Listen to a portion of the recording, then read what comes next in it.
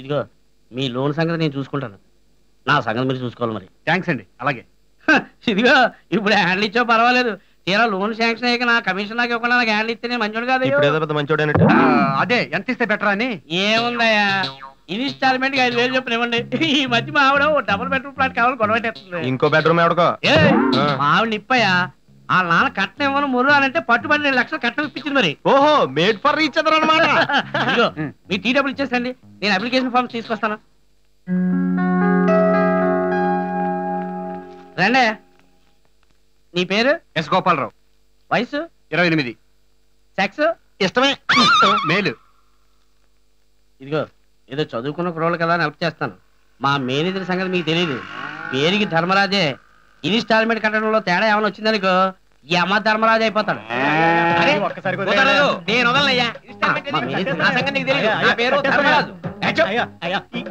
అదేంటి part time job కింద గేదెలు కడుతుంటాడా? కాదయ్యా, పాలాపాలానికి లోన్ ఇచ్చాడు, ఇన్స్టాల్మెంట్ సరిగ్గా కట్టట్లేదని రికవరీ కోసం గేదెలు దొరికొచ్చేస్తాడు. ఈ ఒక్కసారి తప్పకండి. డబ్బు కట్టేదాకా రాదు, వీటిని తీసుకెళ్ళి మన బ్యాంక్ పెరట్లో కట్టి. వీటితో చాలా కష్టం సార్, వీటిని కడగటం మేపడం మీ వల్ల అయ్యే పనా? నా వల్ల అయ్యే పనా? సూర్య అయ్యా నమస్కారం అయ్యా. 3వ ఇన్స్టాల్మెంట్ ఎందుకు కట్టలేదు? కొంచెం ఇబ్బందిగా ఉంటాను. పాలు ఎక్కడ పోయించుకుంటున్నావు? చిలకలు ఎరమ దగ్గర అండి. అంత బాగుంటాయా పాలు?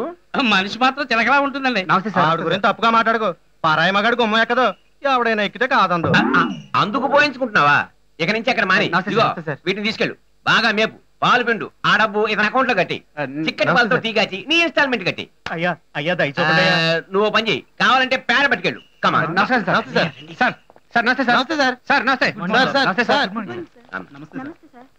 Good morning. కూర్చో. నమస్తే సార్. ఎవరయ్యా వీళ్ళు? బస్సు లోన్ కోసం. ఒకటికి బస్సాలు నమస్కారం పెడుతుంటే అనుకున్నాను లోన్ కోసం అని చెప్పి. అది కాదు సార్, మొబైల్ క్యాంటీన్ లోను మనం చెప్పాను కదా, హరిశ్చంద్ర రంగస్థల మార్తాండ, ఆంధ్ర హరిశ్చంద్ర, ది గ్రేట్ సీతారామయ్య గారి అబ్బాయివా? భక్త యోగ పదన్యాసి వారణాసి, భవదురిత క్షాత్ర వకరాసి వారణాసి. జీన్స్ ఎక్కడికి పోతాయి? రంగస్థలం మీద మీ నాన్న పాడుతుంటే ఆ రోజులు మళ్ళీ రావయ్యా. మాకు లోన్ ఇస్తే మేము మళ్ళీ దా లోపలికి వెళ్ళి మాట్లాడు. మీ నాన్నగారి మీద నా అభిమానంతో నీకు లోన్ శాంక్షన్ చేస్తున్నానయ్యా. వివరాలు మా క్లర్క్ చెప్పాడు. నాకు మనిషి నచ్చితే బస్సుకే కాదు బాత్రూమ్ కట్టుకోవడానికి కూడా లోన్ ఇస్తాం. అయితే బేసిన్ మీద మా బ్యాంక్ పేరు ఉండాలి. అప్లికేషన్ పూర్తి చేయించావా? చేయించాలి సార్, అన్ని కరెక్ట్ గానే ఉన్నాయండి కాగితం మీద. బస్సు కూడా కరెక్ట్ గానే ఉందండి. బస్సు ఎంత ఉంటుంది? ఒక 50 కేజీలు ఉంటది. నీ చమత్కారం నాకు నచ్చిందయ్యా. It's all right. కానీ నాతో చమత్కారాలు ఆడేవాడికి లోన్ ఇవ్వను. అయ్యి బాబు, ఇది చమత్కారం కాదు సార్. ఆ బస్సును వీళ్ళ నాన్నలా చూసుకుంటాడండి. తండ్రికి వాల్యూ కట్టగలరా సార్ మీరు? It's all right. బస్సును కూడా చూడకుండా లోన్ శాంక్షన్ చేస్తున్నాను. ఇదిగో వివరాలు అనేది తీసేసుకో. అలాగే sir. Thank you sir. Thanks అండి. ఇంకెప్పుడు వాడిని తీసుకురా. అలాగే సార్. హలో, ఈ వారం విచిత్ర ప్రపంచం సిరీస్ లో మరో విచిత్రమైన టాపిక్ తో మీ ముందుకు వచ్చాం. పూరిల్లు, తాటాకిల్లు, పెంకుటిల్లు, మేడలు, వీటిలో నివాసం ఉంటున్న మనుషుల గురించి మీకు తెలుసు. అలా కాకుండా బస్ లో కూడా నివాసం ఉండొచ్చు అని ప్రూవ్ చేసిన వ్యక్తిని మీకు ఇప్పుడు పరిచయం చేస్తాం. కమాన్. నమస్కారం అండి. నమస్కారం అండి. మీ పేరు? గోపి. నా పేరు పాపిగాడి. ఈయనెవరు? నా మెడకి డోలు. మేము ఇప్పుడు మిమ్మల్ని కొన్ని ప్రశ్నలు వేస్తామండి. ఎన్ని మార్కులకి? మీరేం చదువుకున్నారండి? అంటే మెట్రికులేషన్ బట్ ఫెయిల్. మీరు ఈ బస్ ని ఇంటిగా ఎందుకు మార్చుకున్నారో చెప్పగలరా? అప్పట్లో మా నాన్నగారు నాటకాలు వేస్తుండేవారు. హరిశ్చంద్రగా ఆయన ఆంధ్ర ఫేమస్. ట్రూప్ అంతా ఈ బస్సులోనే తిరిగేవారు. అసలు పుట్టింది ఈ బస్సులోనేనండి. అమ్మా నాన్న పోయాక వాళ్ళ గుర్తుగా నాకు మిగిలింది ఈ బస్సు మాత్రమే. బస్సు రెంట్కి తిరగకపోవడంతో ఇంటి రెంట్ కట్టడం కూడా కష్టమయ్యేది. అందుకే ఈ బస్సుని ఇల్లుగా మార్చేశాను. ఈ బస్ ని మీరు ఏదైనా ట్రావెల్స్ కి వచ్చు, లేదా ఏదైనా స్కూల్ పిల్లల బస్ కన్నా కన్వర్ట్ చేయొచ్చు. ఈ బస్ మీద సంపాదించడానికి మీరే ప్రయత్నాలు చేయలేదా? అనుభవం కూడా అయిందండి. అలా కూడా ట్రై చేసామండి. ఒక రోజు ఒరే గోపే, నీకు భయంకరమైన గుడ్ న్యూస్ రా. మన బస్సుకో పార్టీ దొరికింది తెలుసా? పార్టీ దొరికిందా? ఎస్, యాక్చువల్ గా రాజు ట్రావెల్స్ ఉంది. నేనే మేనేజ్ చేసి మనం కట్టుకొచ్చాను. ఎక్కడికి వెళ్ళాలి? విజయవాడ వెళ్ళాలి. పెళ్లి పార్టీ ఎప్పుడు? ఎల్లుండే. అయినా అంత ఎదవలు కాకపోతే మన బస్సు ఎక్కడానికి ఒప్పుకుంటారా? చాలే. ఎంత ఇస్తా ఉన్నారు? 1200 రా. 1200 రా. 2500 ఇస్తున్నారా బయట? అది లగ్జరీ బస్సులకు లాభం. మన ఎలర్జీ బస్సు. అసలు ఒకసారి బస్సును చూస్తే ఎవడో ఫ్రీగా ఎక్కమని. నోర్మయ్. ఒరే అది కాదురా, అంత తక్కువ తింటారా? అసలు ఒక్కరేగానే వెళ్ళొస్తేనే కదరా మంది బస్సు వాళ్ళకి అర్థం అవుద్ది. సర్లే, అమ్మయ్యా ఫస్ట్ డబ్బులు లాగానే నేను పాస్పోర్ట్ కి అప్లై చేసుకోవాలి. ముందు బస్సుకు బ్రేక్ వేయించాలి. అయ్యి బాబా మన బస్సుకు ఇప్పుడు బ్రేక్ లేవా? మన జీవితాలకే బ్రేక్ లేవురా. మన బేబత్సమైన బస్సు నుంచి అవతల బిల్డప్ ఇచ్చి వచ్చాను. వాళ్ళని ఏం చేస్తారు ఇప్పుడు? ఏం అక్కర్లేదు. ఎక్కడ బొక్కలున్నాయో అక్కడ పువ్వులు ఆకులతో కవర్ చేద్దాం. టోటల్ గా ఒక పెళ్లి బస్సు లాగా.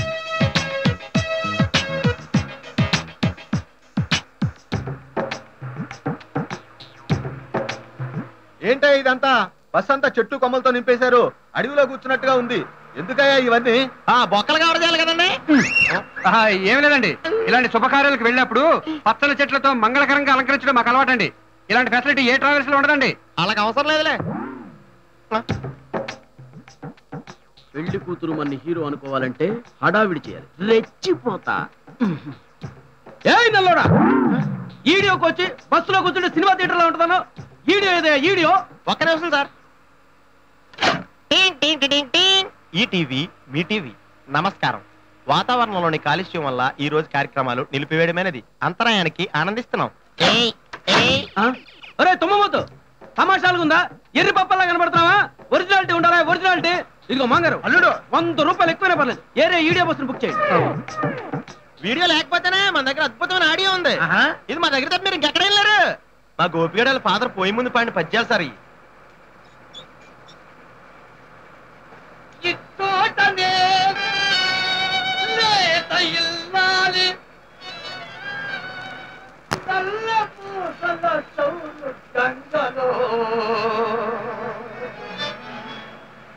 కలసిపోయే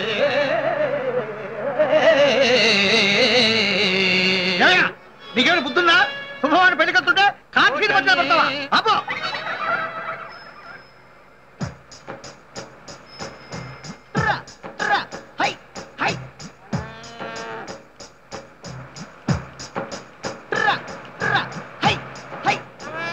ఏంటో ఇది? సైకిల్ మీద వెళ్ళేవాళ్ళు, నడుచుకెళ్ళేవాళ్ళు మనకన్నా ముందు వెళ్ళిపోతారు. అసలు ఇది బస్సా చూస్తా? సైకిల్ కంటే ముందు వెళ్తుంది.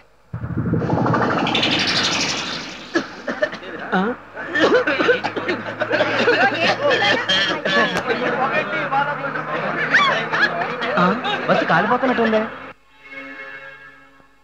Hello, fire సర్వీసా?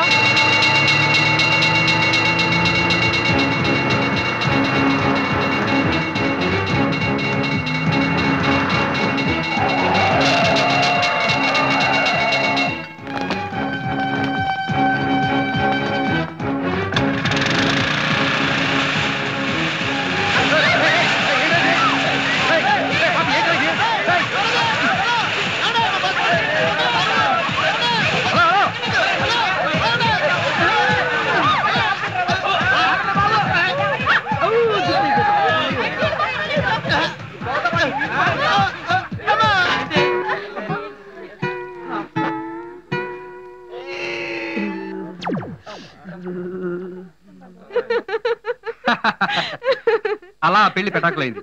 ఆ ఇన్సిడెంట్ ని అపోజిషన్ ట్రావెల్స్ వాళ్ళు పనిగట్టుకుని ప్రచారం చేశారు. అప్పటి నుంచి మా బస్ వైపు కన్నెత్తి చూసిన వాళ్ళు లేదు.